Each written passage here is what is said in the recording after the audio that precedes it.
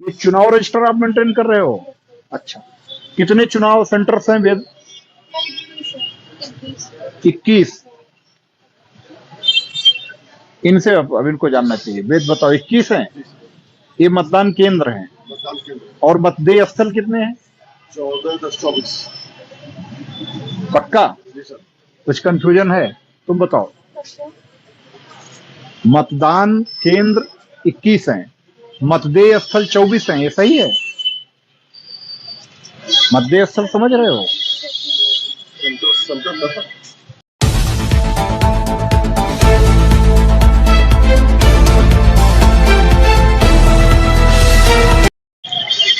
Help desk.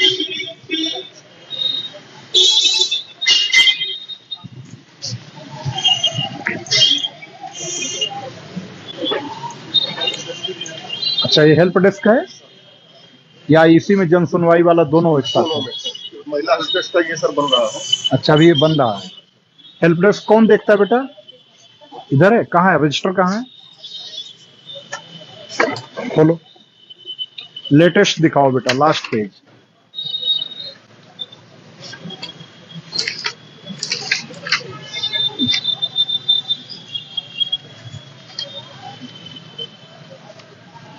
सत्रह 10 17 अक्टूबर 21। इसके बाद कोई आया ही नहीं एप्लीकेशन। ऐसा कैसे हो सकता है? 16-12-21 के बाद 17-10-21 आता है, 17-12-21 आता है? वेद देखो। ये 12 है, 2 लिखे हो? ऐसे 2 लिखा जाता है जो जीरो जैसा हो। कौन लिखा है इसको? आपने लिखा? इसको सही करो, इसको कोई भी 10 ही पढ़ेगा। सही करके लिखो। अच्छा, दूसरे, एक पेज में आप इसको 2-2 क्यों लिख रहे हो? वेद, क्या पेज की कमी है हम लोगों के पास? इसमें एक पेज पर आपको एक लिखना है, जिससे जब भी आप फीडबैक लिख सकें, शिकायतकर्ता से फीडबैक लेने के बाद लिखना हो तो पूरा पेज खाली रहे आपका। जरूरत पड़ने पर हो सकता है कि आपको 3 बार तो मिनिमम फीडबैक ही रखिए। 3 बार, एक बार संतुष्ट मान लीजिए बता दिया, 15 दिन बाद फिर पूछे, फिर अगले 15 दिन बाद पूछे। आप इस प्रकार से उसको 45 डेज तक फीडबैक रखेंगे। उसके अलावा मान लो यह भी हो सकता है कि शिकायतकर्ता जो निस्तारण किया गया है शिकायत का, उससे संतुष्ट ना हो। ये भी हो सकता है ना। इसलिए भी रहता है कि इन केस अगर शिकायतकर्ता संतुष्ट नहीं है तो तुरंत किसके संज्ञान में लाओगे आप? किसके संज्ञान में आएगा फिर? प्रभारी के, प्रभारी निरीक्षक के। वो शिकायत दूसरे को देंगे, इसके प्रार्थना पत्र को दूसरे को देंगे, दूसरे उप निरीक्षक या जिसको भी दिया। और फिर जब शिकायत निपट करके आई तो अंतिम निस्तारण तक यही प्रक्रिया दोहराई जाएगी। इसलिए एक पेज में केवल एक लिखना है। ये एकदम याद रहे, क्लियर रहे। कि मैं हर बार कह चुका हूं ये। और देखो, ये ऐसे ही होना चाहिए। ठीक, इस पेज पे पूरा एक रहे। अब इसमें फीडबैक कहाँ लिया है ये बताओ मुझे, कहाँ है ये? तो यहां आपने लिखा कि इस पे लिखना चाहिए फीडबैक तिथि, ये हुआ आज दिनांक को। इतना ही नहीं, यहां तो आपने शिकायतकर्ता के नाम पता में लिख दिया। यहां पर आपको लिखना चाहिए, पेन लाइए, ये क्या होना चाहिए हेडिंग यहां पे? फीडबैक 1, फीडबैक 1 या फीडबैक फर्स्ट। आपने फीडबैक फर्स्ट लिया, कितनी तारीख को लिया? 18/12/2021 को। 18/12 को लिया है? आज ही लिया है? हाँ, आज 18 है कि 19? 19 है, 19 तारीख, सॉरी। तो आपने ये कर दीजिए, फीडबैक फर्स्ट 18/12/2021। अब इसके बाद 15 दिन बाद दोबारा, जिसे उसने बताया कि संतुष्ट है, रह रहे हैं, अलग रह रहे हैं या संतुष्ट है, कोई दिक्कत नहीं है। 15 दिन बाद आपने फिर लिया, फीडबैक सेकंड हो गया, फीडबैक थर्ड हो गया। अगर वो संतुष्ट नहीं है तो ये फीडबैक चलता रहेगा, आपके पास ये पेज खाली है, पड़ा रहेगा। संतुष्टि तक फॉलो अप होना है। और अगर संतुष्ट हो गए तो भी मिनिमम 3 बार फीडबैक लिया जाना है, 15-15 दिन के अंतराल पे। ठीक, ये चीज फॉलो करना है बेटा। शिफ्ट वाइज लग रही है ड्यूटी। एक शिफ्ट में कितने लोग हैं? एक शिफ्ट में 2 लोग हो, इसमें कोई दिक्कत नहीं है। आप क्या देखते हो बेटा? जन सुनवाई वाला है। हाँ, रजिस्टर, अच्छा ओके, सामान्य रजिस्टर जो हमारे मेंटेन हो रहे हैं उनका है। ये चुनाव रजिस्टर आप मेंटेन कर रहे हो? अच्छा, कितने चुनाव सेंटर्स हैं वेद? 21। इनसे अब इनको जानना चाहिए। वेद बताओ, 21 हैं? ये मतदान केंद्र हैं। मतदान केंद्र और मतदेय स्थल कितने हैं? 14-10-24। पक्का? जी सर। कुछ कंफ्यूजन है? तुम बताओ। मतदान केंद्र 21 हैं, मतदेय स्थल 24 हैं, ये सही है? मतदेय स्थल समझ रहे हो? Centre sir. पोलिंग सेंटर हो गया मतदान केंद्र आपका, और मतदेय स्थल हो गया पोलिंग बूथ। हाँ तो वही अभी तो हम एक कई आपके एक सेंटर पर अगर 5 बूथ है, किसी सेंटर पे 6 बूथ है, किसी सेंटर पे 2 बूथ है, और रेयरेस्ट ऑफ रेयर होगा जिसमें 1 बूथ होगा, तो ये कैसे हो सकता है कि 19 सेंटर पे 21 बूथ हो? दोनों लोग कंफ्यूज हो। 21 तो है सर, क्योंकि 11 है सर केवल 21 बूथ है। रोहनिया का, और 10 है चितईपुर कट गया है सर। आपके पास केवल 21 बूथ हैं, 11 रोहनिया के, 10 कैंडिडेट है। सेंटर या बूथ? सेंटर। हाँ, सेंटर। बूथ कितने हैं? बूथ में बूथ नहीं आइडिया ना, तो इसको मैं कह रहा हूं बूथ पर भी ध्यान दें, क्योंकि बूथ का मतलब हो गया कि हर बूथ की अलग अलग लाइन लगती है, और आपका बूथ किसी न किसी गांव या मजरे को या मोहल्ले को इंगित करेगा, तो उसी आधार पर आपकी निरोधात्मक कार्रवाई होनी है। चुनाव को लेकर के निरोधात्मक कार्रवाई शुरू कर दीजिए। विशेष करके जो लाइसेंसी हथियार हैं उनका वेरिफिकेशन के साथ साथ, जो लोग यूजलेसली मतलब रखे हों कहीं पर, इंटरेस्टेड ना हो, तो उनका वेरिफिकेशन शुरू हो जाए। बहुत सारे हथियार बाहर भी होंगे, ऐसा नहीं है कि यहीं पर हों, बाहर रह रहे हैं, तो उनका वेरिफिकेशन, समय से जमा करने की कार्रवाई, और एनबीडब्ल्यू का तामीला। ठीक, ये 2 प्रक्रिया आपको बिल्कुल अभी से गति देनी है।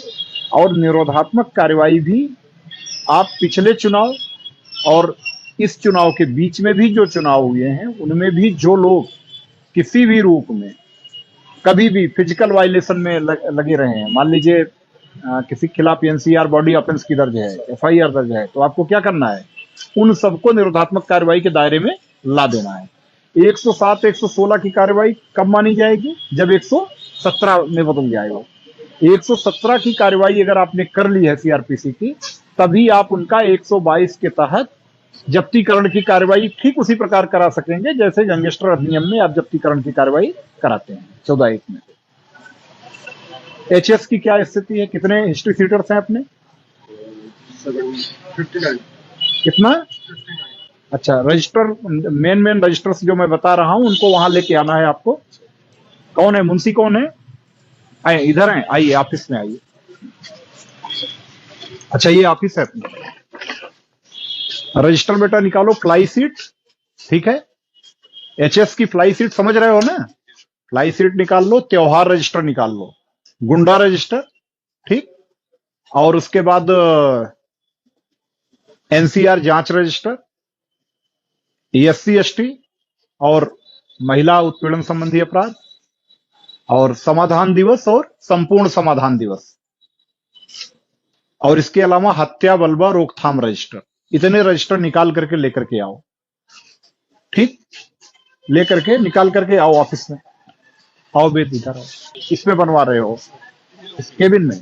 ठीक, बढ़िया। और ये क्या है ऑफिस?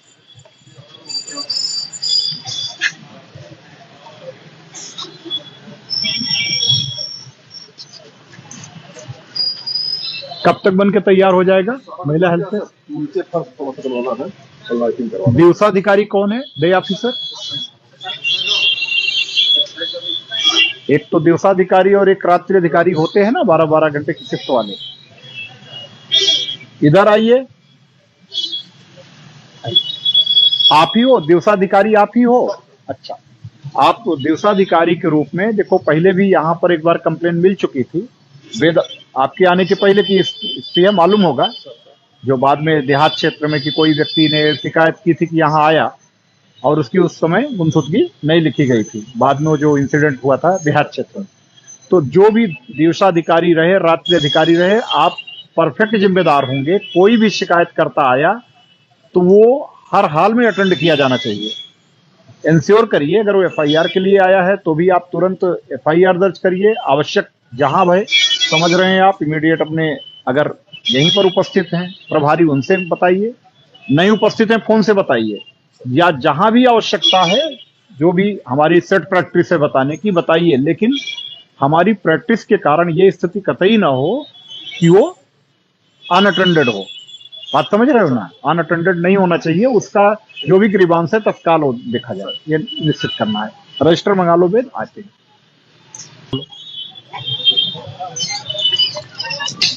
सीसीटीवीनेस है यहाँ पे, ठीक, बढ़िया। आप लोग बताओगे आईजीआरएस में क्या रैंकिंग है हमारी थाने की?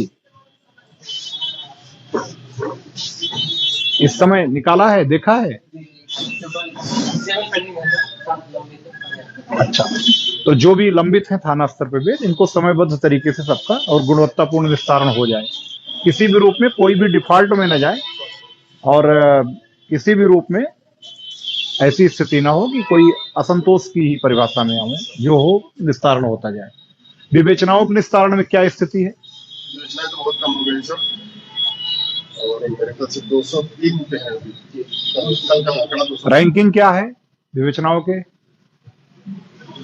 आप निकाल करके प्रिंट आउट लेकर के आइए, देखें कि क्या है कि पूरा ओवरऑल कितनी टेंडेंसी में दुरुस्त है काफी। तो वेद, ये आपने इधर मेहनत कराई? क्योंकि मैं पिछली बार आया था तो साफ सफाई की स्थिति अच्छी नहीं थी, तो साफ सफाई तो काफी बढ़िया दिख रही है।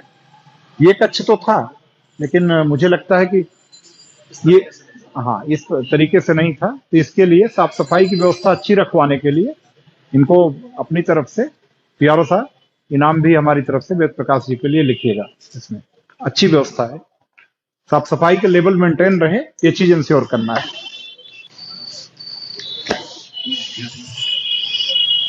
हमारी गाड़ी से पेन उठा लाना, पेन नहीं होगा। हाँ,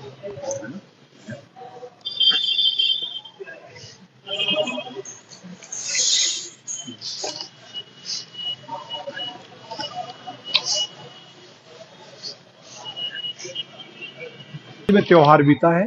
कौन सा प्रकाश त्योहार बीता है?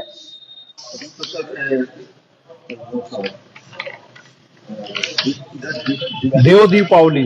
देव दीपावली के बाद अब आगामी त्योहार कब से शुरू होंगे? अगले त्योहार आगामी त्योहार सर मकर संक्रांति, खरमास के बाद शुरू होंगे त्योहार। त्योहार रजिस्टर अप टू डेट है? ठीक है, ठीक है, कलम ले लीजिए। आपके यहाँ संत रविदास जयंती, ये भी काफी महत्वपूर्ण फेस्टिवल के रूप में होता है। मेरी समझ से मुख्य मंदिर आपके ही थाना क्षेत्र में है, और पीछे लिखा भी है, विस्तार से लिखा भी हुआ है।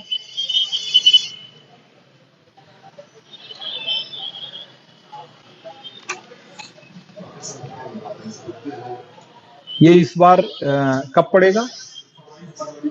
फरवरी में। तो ठीक है, अब रजिस्टर अप टू डेट है, इसको लेकर के अलर्ट हमेशा से, जो भी पीछे के मतलब प्रविष्टियां हैं उनको पढ़ करके उनसे अनुभव का लाभ जरूर लिया जाए। एनसीआर जांच रजिस्टर,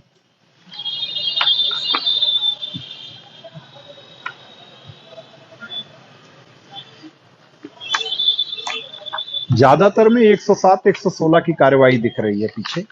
हालांकि बाद में अब इधर 151 की कार्रवाई शुरू हुई है।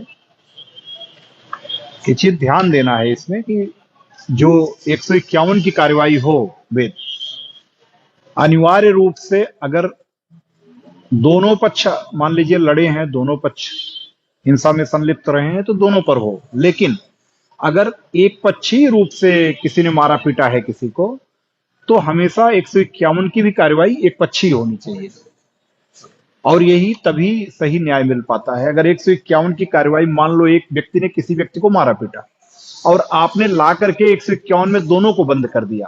तो ये मेरी समझ से मतलब कहीं ना कहीं से जस्टिस तो भूल जाइए, इनजस्टिस बहुत गलत तरीके से डिलीवर करना हुआ उस व्यक्ति को जो पीड़ित है, क्योंकि वहां पर तो वो पहले भी पिट चुका और आपने दोषी के साथ उसको भी हवालात में डाल दिया। तो ये स्थिति कतई नहीं होनी चाहिए। 151 की कार्रवाई अनिवार्य रूप से आक्रामक पक्ष के खिलाफ एक पक्षी तरीके से करिए। हाँ, अगर दोनों पक्ष मारपीट में एज ए ग्रुप लड़े हों, दोनों का 19-20 ही सही अंतर हो, बट मतलब मारपीट में दोनों शामिल हों, तब दोनों पक्ष पे करिए। बट मतलब अगर एक पक्षी मारपीट का है तो उसमें एक पक्षी ही 151 की भी कार्रवाई की जाए। अच्छा, साथ ही साथ 107, 116 जितने में हुआ है, ये 107, 116 का फॉलो अप करें, क्योंकि हम लोग पुलिस कमिश्नरेट सिस्टम में हैं। एसीपी साहब की जो कोर्ट है वहां पर आप इसको पहुंचा करके 117 में शामिल कराएं। 116(3) की प्रक्रिया पूरी करा करके अपने जो जांच अधिकारी हों उनसे 117 का ऑर्डर जरूर कराएं, तभी ये ऑर्डर इफेक्टिव होगा। 107, 116 केवल करके छोड़ने से कोई फायदा नहीं है। दूसरे, आप इस समय जिनका भी 117 करा लेंगे वो सारे आपके लिए चुनाव में भी बहुत कारगर रहेंगे। क्यों? क्योंकि 6 माह के लिए आप का ऑर्डर 117 का होता है और तब तक आपका जो चुनावी प्रक्रिया है वो परिपूर्ण हो चुकी होगी। तो यानी कि नेचुरल में जो लोग बॉडी ऑफेंस में शामिल रहे हैं उन्हीं पर आप कार्रवाई ये करेंगे। और जब बॉडी ऑफेंस में शामिल व्यक्ति जब सामान्य अपराधों में शामिल है, सामान्य रूप से किसी से लड़ झगड़ रहा है, तो पूरे चांस ये भी हैं कि वो चुनाव के दौरान भी इस प्रकार की अशांति करने की स्थिति उत्पन्न करना चाहे। तो हम पहले से इस पर नजर रखें।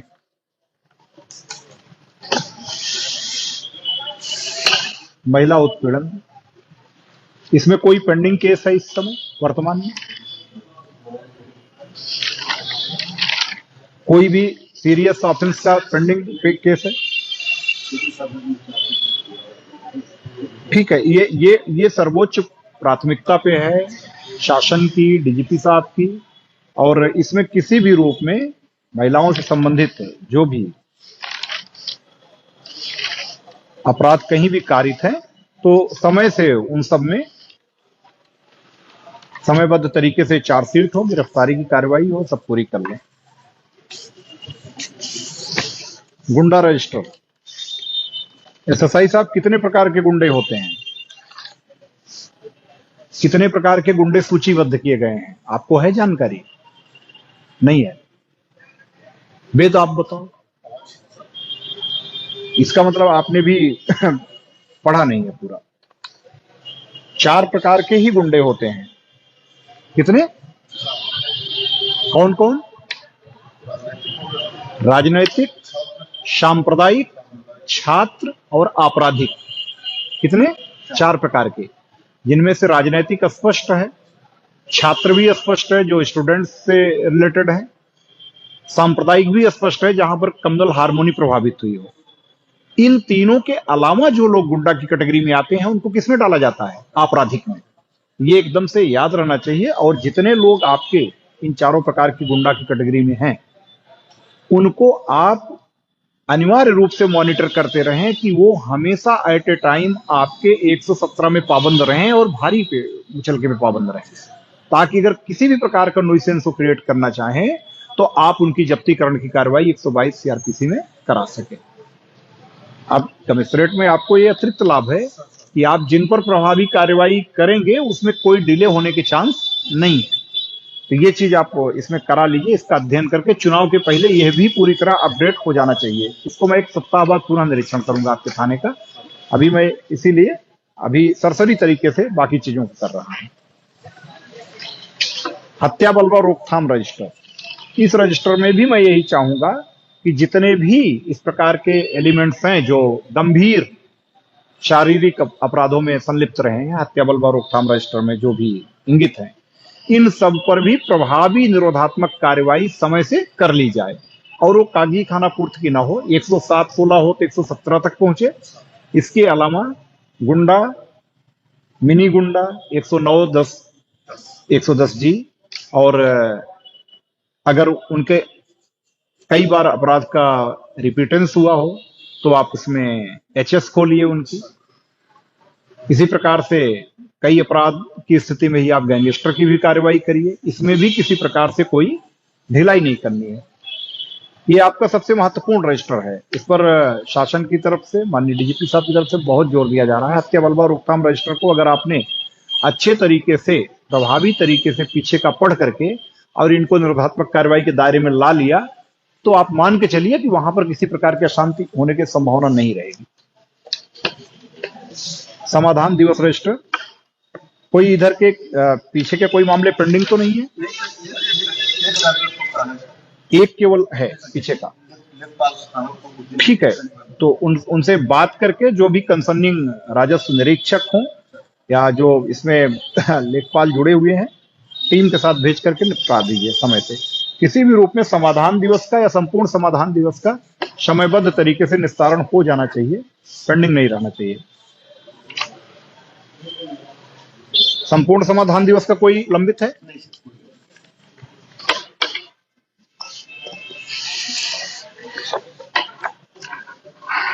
ये आपकी एचएस की फ्लाई सीट है। कुल एचएस की संख्या कितनी है? अभी पानी नहीं पिएंगे, पानी नहीं पिएंगे। कितनी है? 59। कितने निरीक्षण कितने होने चाहिए एचएस के? महीने भर में कितने निरीक्षण होने चाहिए?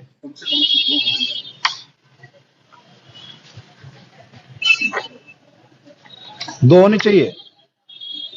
अच्छा, दिन में या रात में?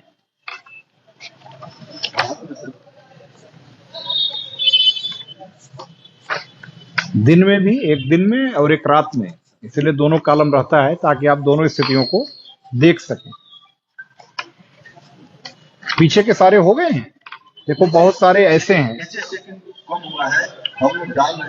जो एचएस, देखो अब ये देखो 65 ये मैंने खोला है जायके के लिए, कल्लू यादव और फनिल यादव, कोई निरीक्षण नहीं हुआ है। ठीक है ना, ब्लैंक है। ऐसी स्थिति नहीं होनी चाहिए। जितने एचएस देखो आपके नहीं चेक किए गए हैं, देखो साल भर में अभी नहीं, ये प्रयास की बात नहीं है, स्पष्ट किया जा रहा है, स्पष्ट निर्देश है, इसमें कोई वो नहीं है। नहीं तो ये आप लोगों का माना जाएगा। वेद इधर आओ, इंस्पेक्टर, ये बिल्कुल नहीं है, एकदम ब्लैंक है। इधर देखो एचएस का, ये नहीं होना चाहिए। साल का अंत है, ये साल के अंत में एक भी निरीक्षण ना होना शर्मनाक है। ये शो करता है कि कहीं ना कहीं से हमारी जो अपराध एवं अपराधियों के बारे में प्रयास की स्थिति है वो बहुत अच्छी नहीं है। जितने बचे हैं आपके पास इफेक्टिव रूप से अभी 10 दिन है। इस 10 दिन में सारे एचएस का वेरिफिकेशन हो जाना चाहिए 59 का। मैं अगले हफ्ते फिर से एचएस पे ही फोकस कंप्लायंस करूंगा।